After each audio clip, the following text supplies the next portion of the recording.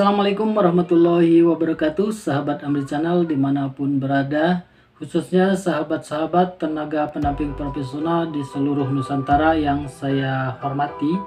Pada kesempatan kali ini izinkan kita akan sedikit mengulas terkait dengan telah terbitnya Keputusan Menteri Desa PDTT nomor 143 tahun 2022 tentang petunjuk teknis pendampingan masyarakat desa. Nah, ini seperti kita ketahui bahwa Kepmen Desa 143 tahun 2022 ini sebagai pengganti atau menggantikan Kepmen Desa nomor 40 tahun 2021 tentang petunjuk teknis pendampingan masyarakat desa juga. Nah, ada satu hal yang akan menjadi fokus bahasan kita pada kesempatan kali ini, yakni sebagaimana kita lihat pada judul video ini, yakni terkait dengan apakah larangan double job bagi tenaga pendamping profesional itu dihapuskan atau bagaimana. Nah, pada kesempatan kali ini kita coba mengulas dari perbandingan dari Kepmen 40 tahun 2001 kemudian Kepmen yang terbaru yakni Kepmen 143 tahun 2022. Oke, kita mulai pembahasannya. Nah, sahabat semua, di hadapan kita telah ada dua salinan surat keputusan Menteri Desa PDTT. Yang pertama adalah Keputusan Menteri Desa nomor 40 tahun 2021 tentang petunjuk teknis pendampingan masyarakat desa. Nah, yang telah digantikan dengan Keputusan Menteri Desa nomor 143 tahun 2022 tentang petunjuk teknis pendampingan masyarakat desa. Nah, oke, sebagaimana tadi di awal telah saya singgung terkait dengan larangan. Nah, jadi selama ini kita di TPP sering diramaikan dengan larangan terkait dengan double job. Apa saja batasannya kita dapat lihat di Kepmen ini. Apakah larangan double job itu benar-benar dihapuskan dalam Keputusan Menteri nomor 143 tahun 2022 ini atau bagaimana? Ini perlu kita lihat secara jelas apakah benar-benar dihapuskan atau tidak. Oke, kita lihat yang terkait dengan larangan. Nah, terkait dengan larangan ini dapat kita baca di halaman 73 dari Kepmen Desa nomor 40 tahun 2021. Kita lihat di sini. Nah, di sini bagian B, larangan dalam menjalankan peranan dan fungsinya sebagai seorang profesional TPP dilarang. Kita lihat yang terkait dengan larangan apa yang kita sering sebut sebagai double job tadi.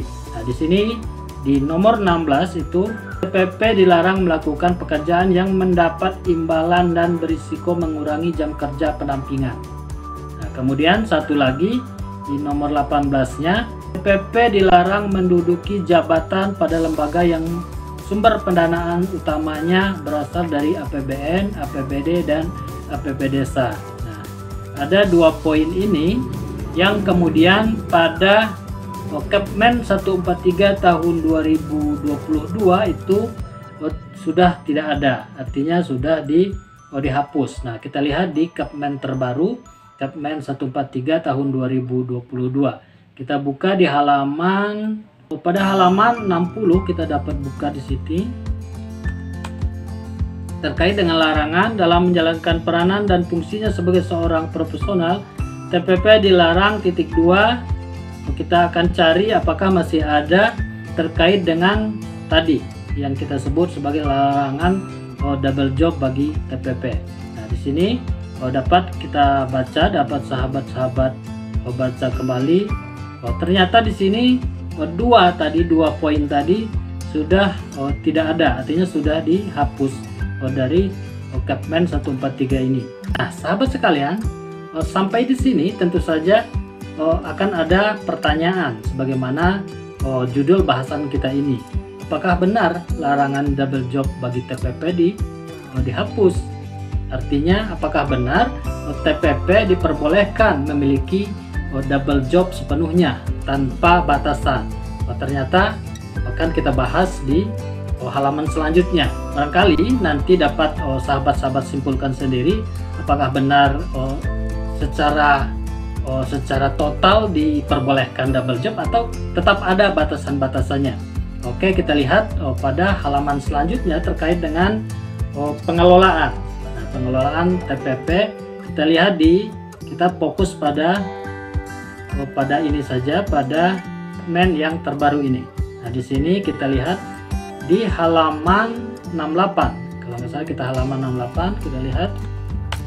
Nah, di sini halaman 68 bab 4 Romawi, pengelolaan tenaga penamping profesional. Nah, di sini A, kualifikasi TPP, kualifikasi umum.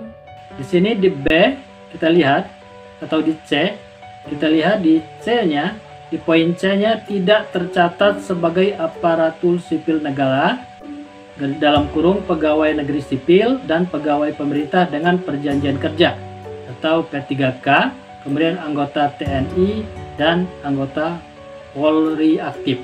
Kemudian satu lagi, tidak tercatat sebagai kepala desa dan perangkat desa. Yang D-nya tidak tercatat sebagai kepala desa dan perangkat desa. Artinya TPP pun masih tidak diperkenankan kalau posisinya atau pekerjaannya sebagai perangkat desa, apalagi sebagai kepala desa.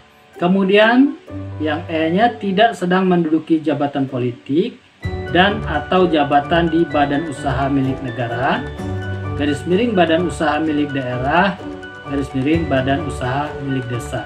Nah, di sini dapat kita lihat juga bahwa TPP tidak diperkenankan menduduki jabatan, atau bisa dibalik. Orang yang sedang menduduki jabatan politik, jabatan di badan usaha milik negara, BUMD, BUMN, BUMDes itu tidak boleh menjadi penamping desa atau TPP.